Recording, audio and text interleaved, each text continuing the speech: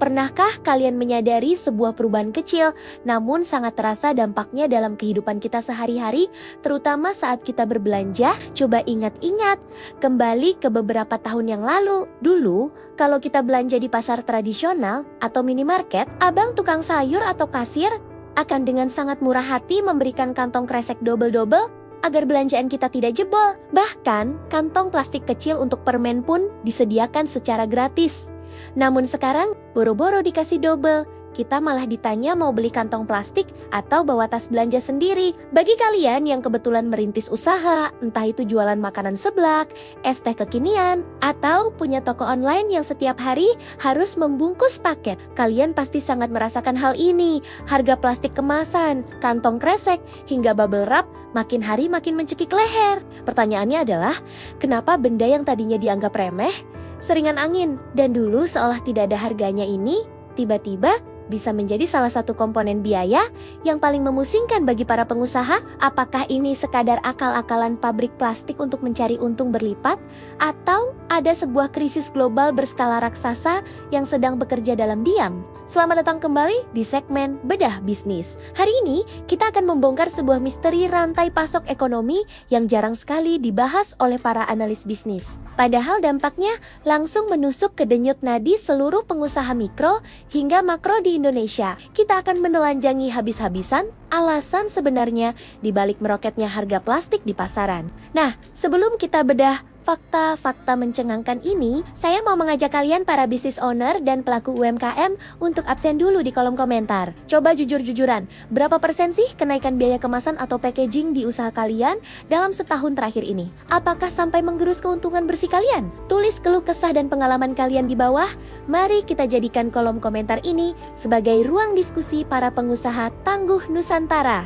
Fakta pertama, dan yang paling fundamental yang harus kita pahami adalah kita seringkali lupa terbuat dari apakah plastik itu sebenarnya. Plastik tidak tumbuh dari pohon dan tidak ditambang dari dalam tanah dalam bentuk lembaran. Bahan baku utama pembuatan plastik, entah itu kresek tipis sampai botol minuman tebal, adalah produk turunan dari petrokimia yang berakar langsung pada minyak bumi mentah. Ya, Anda tidak salah dengar. Darah yang mengalir di dalam urat nadi industri plastik adalah minyak bumi. Jadi, korelasi ekonominya sangatlah linier dan tidak bisa dibantah.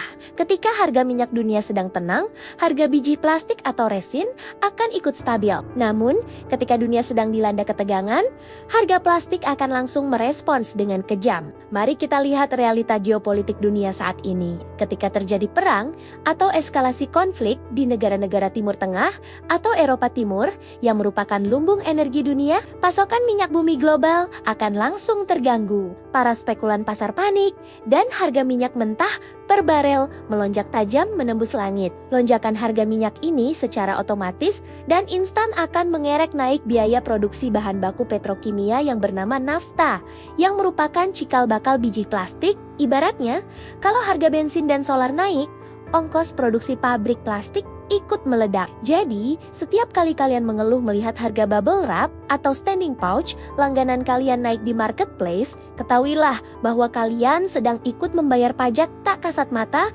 dari ketegangan geopolitik dan fluktuasi minyak mentah di belahan dunia lain. Alasan kedua yang membuat harga plastik tak kunjung turun adalah masalah rantai, pasokan logistik, dan ketergantungan impor negara kita. Meskipun Indonesia kaya akan sumber daya alam, faktanya industri manufaktur kita masih sangat bergantung pada impor untuk memenuhi kebutuhan biji plastik murni berkualitas tinggi. Jutaan ton resin plastik harus didatangkan menggunakan kapal kargo raksasa dari luar negeri setiap tahunnya. Pasca pandemi dan di tengah berbagai krisis global, biaya logistik pengiriman laut atau freight rate mengalami kenaikan yang sangat tidak masuk akal. Belum lagi fluktuasi nilai tukar rupiah terhadap dolar Amerika, karena bahan bakunya dibeli menggunakan dolar ketika nilai rupiah sedang melemah. Pabrik kemasan di dalam negeri terpaksa harus membeli bahan baku dengan harga yang jauh lebih mahal. Seluruh beban kenaikan biaya bahan baku impor dan ongkos kapal ini pada akhirnya dan sudah pasti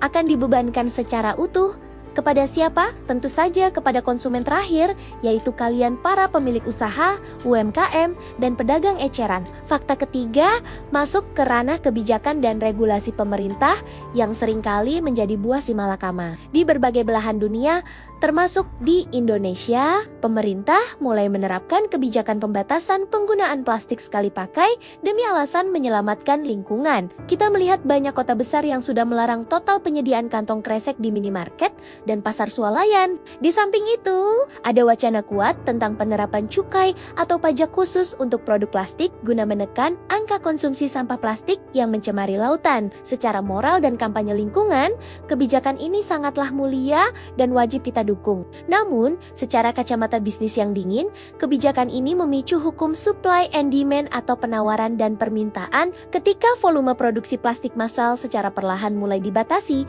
oleh aturan negara, sementara permintaan dari industri makanan, minuman, dan e-commerce tetap meledak, maka kelangkaan buatan akan terjadi. Pabrik-pabrik plastik mulai menyesuaikan kapasitas produksi mereka.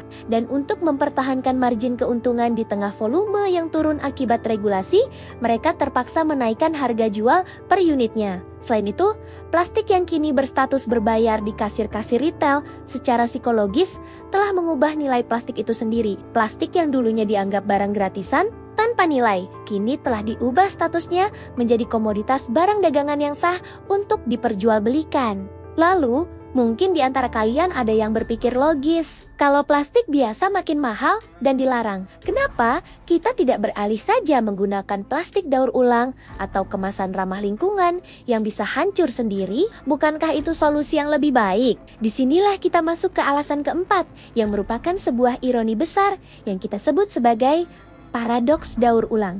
Secara logika orang awam, barang bekas yang didaur ulang seharusnya harganya jauh lebih murah daripada barang baru, bukan? Kenyataannya di industri plastik, hukum itu terbalik 180 derajat, membuat kemasan dari plastik baru atau virgin plastik jauh lebih murah, lebih cepat, dan lebih efisien dibandingkan harus membuat kemasan dari hasil daur ulang. Proses daur ulang membutuhkan infrastruktur yang sangat mahal. Sampah plastik harus dikumpulkan, dipilah satu persatu berdasarkan jenis polimernya, dicuci menggunakan bahan kimia khusus, dilebur ulang dengan suhu presisi hingga dicetak kembali menjadi produk baru. Seluruh rangkaian proses daur ulang ini membutuhkan biaya operasional, energi listrik, dan teknologi mesin yang sangat tinggi. Hal yang sama juga berlaku untuk kemasan ramah lingkungan atau biodegradable yang terbuat dari singkong, jagung, atau rumput laut. Riset dan pengembangan teknologinya butuh biaya miliaran, bahan bakunya terbatas, dan skalanya produksinya belum semasif plastik minyak bumi. Akibatnya, ketika seorang pemilik UMKM berniat mulia ingin mengganti kemasan makanannya dengan kotak eco-friendly atau kantong biodegradable, mereka harus rela membayar harga 2 hingga 3 kali lipat lebih mahal dibandingkan plastik biasa. Di tengah ketatnya persaingan harga jual produk di pasar, tidak semua pengusaha sanggup menanggung lonjakan biaya kemasan packaging sebesar itu. Lalu, apa dampak nyatanya bagi ekosistem bisnis di tingkat bawah? Kondisi ini menciptakan efek domino yang sangat menyiksa bagi para pelaku UMKM. Bayangkan seorang pedagang es teh kekinian. Harga jual satu porsi es teh mungkin hanya Rp3.000 sampai Rp5.000. Jika harga cup plastik, sedotan, dan kantong plastiknya saja sudah memakan biaya Rp500 hingga Rp1.000. Berapa banyak margin keuntungan bersih yang tersisa untuk dibawa pulang? Pengusaha terjebak di posisi yang sangat serba salah. Jika mereka menaikkan harga jual produk makanan atau minumannya, mereka takut pelanggan akan lari ke kompetitor. Namun, jika mereka menahan harga jual, maka margin keuntungan mereka lah yang akan tergerus habis, dimakan oleh biaya kemasan yang terus meroket. Pelajaran bisnis apa yang bisa kita ambil dari krisis harga plastik ini? Sebagai seorang pengusaha, kita dituntut untuk tidak lagi meremehkan apa yang disebut sebagai komponen biaya pendukung. Mulai hari ini, kalian harus membedah kembali struktur harga pokok penjualan atau HPP bisnis kalian. Hitung ulang secara cermat setiap sen yang kalian keluarkan untuk plastik, lakban, bubble wrap, hingga kardus kemasan. Mulailah mencari pemasok atau supplier tangan pertama untuk memotong jalur distribusi atau evaluasi kembali desain kemasan kalian. Apakah kalian benar-benar membutuhkan 3 lapis plastik untuk membungkus satu produk? Lakukan efisiensi operasional dengan merampingkan packaging tanpa mengurangi keamanan produk.